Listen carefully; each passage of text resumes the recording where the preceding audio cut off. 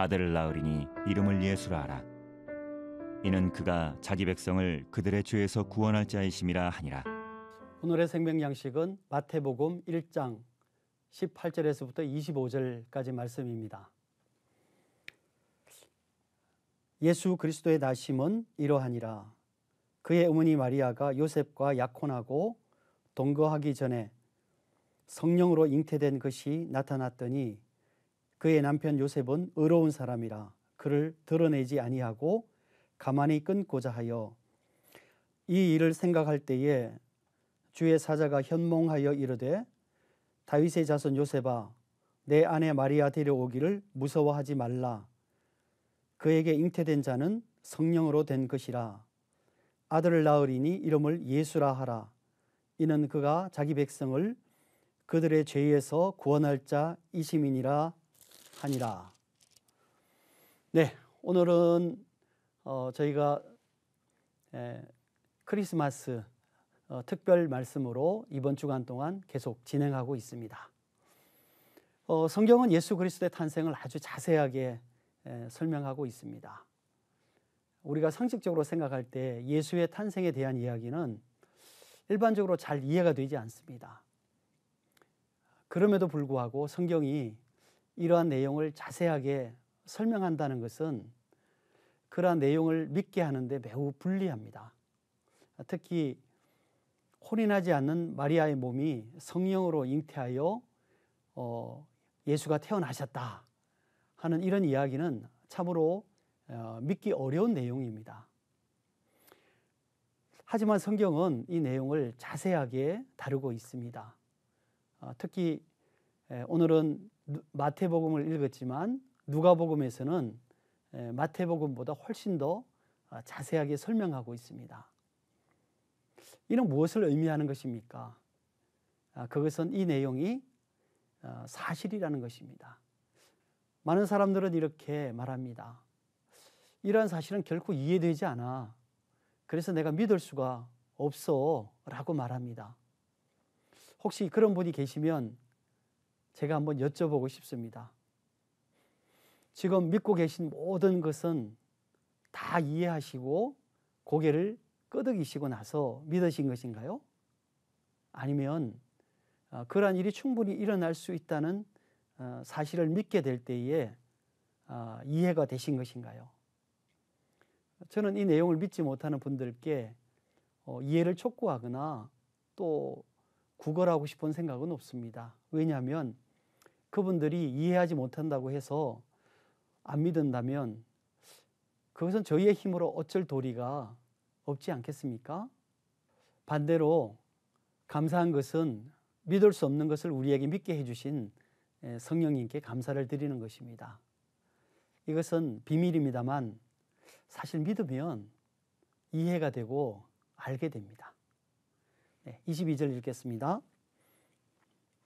이 모든 일이 된 것은 주께서 선지자로 하신 말씀을 이루려 하심이니 이르시되 보라 처녀가 잉태하여 아들을 낳을 것이요 그의 이름은 임마누엘이라 하리라 하셨으니 이를 번역한즉 하나님이 우리와 함께 계시다 함이라.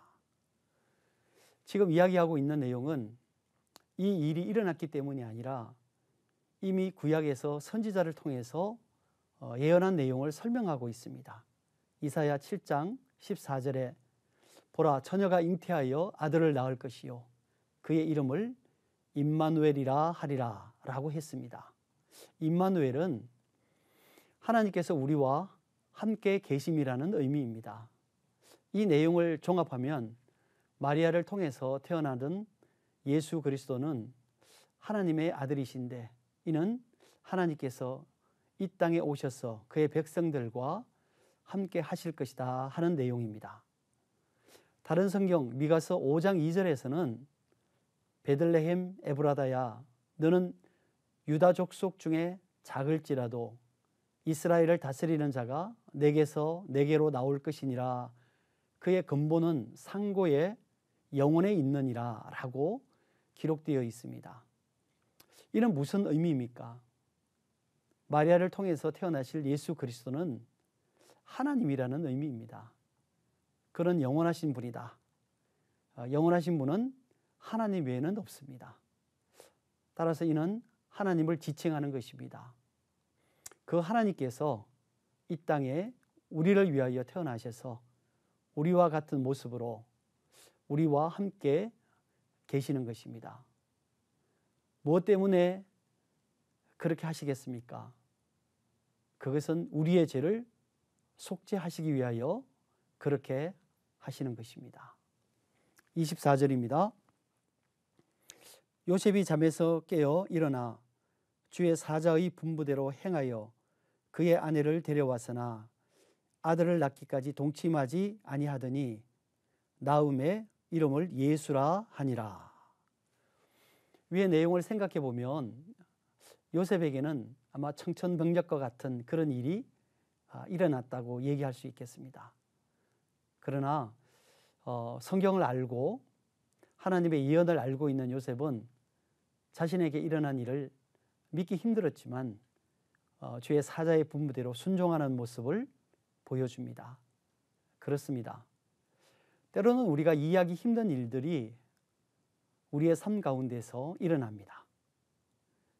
그러나 그 일을 내가 해야만 한다면 우리는 나의 이해를 잠시 접고 순종함으로 그 일을 실행하는 것이 마땅합니다.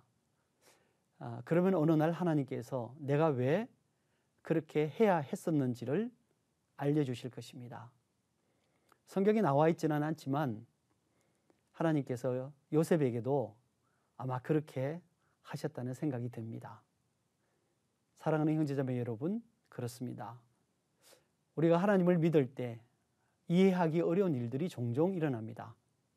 그리고 하필이면 그 일이 왜 나에게 일어났는가라고 원망이 될 때도 있습니다. 그러나 그 일이 지나고 나면 그러한 일이 하나님께서 나를 사랑하셔서 나에게 주시는 하나님의 크신 축복이라는 사실을 확인하게 될 것입니다.